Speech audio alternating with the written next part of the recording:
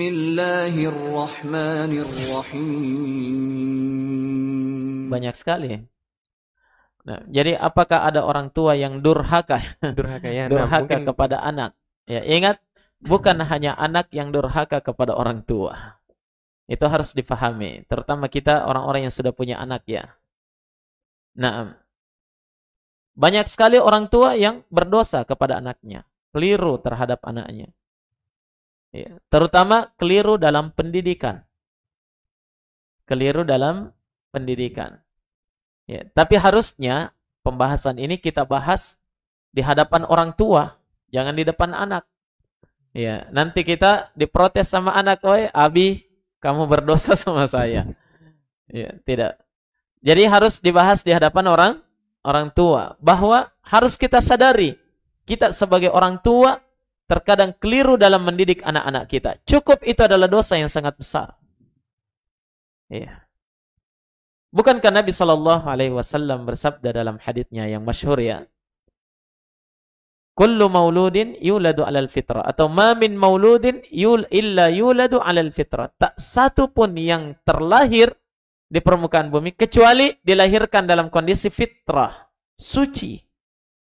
Fa abawahu yuhawwidanihi, kedua orang tuanya menjadikan dia Yahudi, au yumajjisani, menjadikan dia Majusi, au yunassirani, atau menjadikan dia Nasrani. Artinya apa? Anak yang lahir ini bersih. Kita yang mencoret di atasnya, kita yang membentuk. Begitu ya? Ya. Akhirnya rusaknya anak itu karena orang tua. Baiknya anak itu juga karena orang tua. Ketika anak salah pendidikan, dia menjadi rusak, cukup menjadi dosa yang sangat besar terhadap kedua orang tuanya. Melalaikan pendidikan anak, ya, sehingga dia mencari figur-figur yang tidak benar. Itu adalah kesalahan dan dosa orang tua. Nah, terlebih lagi dengan mendidik dengan cara kekerasan. Ya. Mendidik dengan cara apa? Kekerasan. Ingat, kekerasan dalam agama itu tidak dibenarkan. Yang dituntunkan kepada kita adalah lembut dan tegas. Bedakan antara keras dengan apa? Dengan tegas. Paham ya? Ya. Jadi ini butuh bagi setiap orang tua untuk belajar. Kita semua harus belajar. Ya.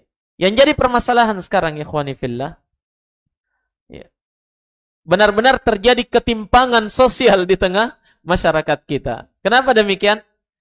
Karena ketika misalnya orang mau belajar, mau bawa mobil, dia harus kursus dulu belajar.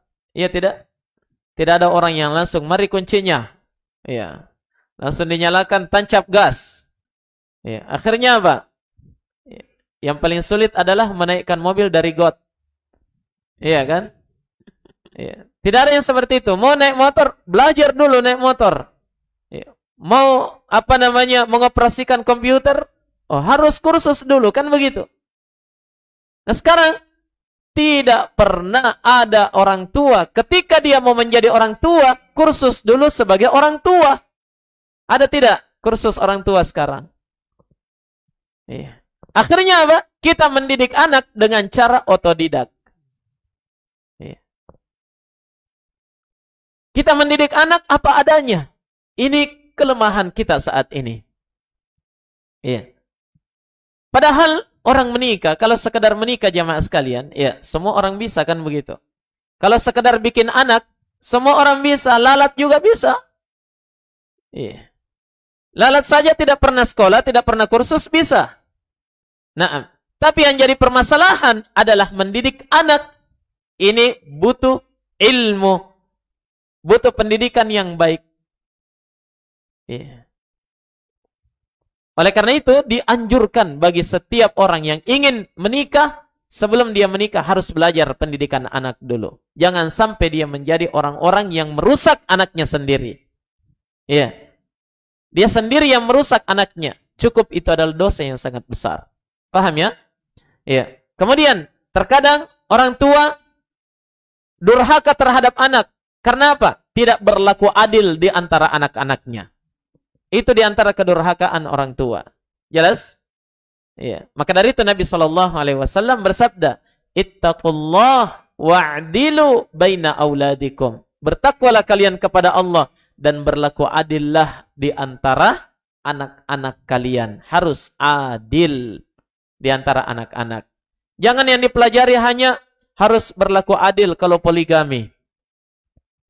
Ya, bagaimana caranya bisa adil? Ini anaknya dulu, gimana bisa berlaku adil terhadap anak-anak kita? Iya. Yang tidak adil terhadap anak, ini adalah apa? Bentuk dosa orang tua, kedurhakaan orang tua terhadap anaknya. Berapa banyak jemaah sekalian, anak-anak ketika dia tumbuh dewasa, dia membawa luka pengasuhan sejak kecil. Ya, luka pengasuhan sejak kecil. Dalam istilah apa itu? Istilah kerennya sekarang apa? Inner child, ya. Saya tidak bisa bahasa Inggris.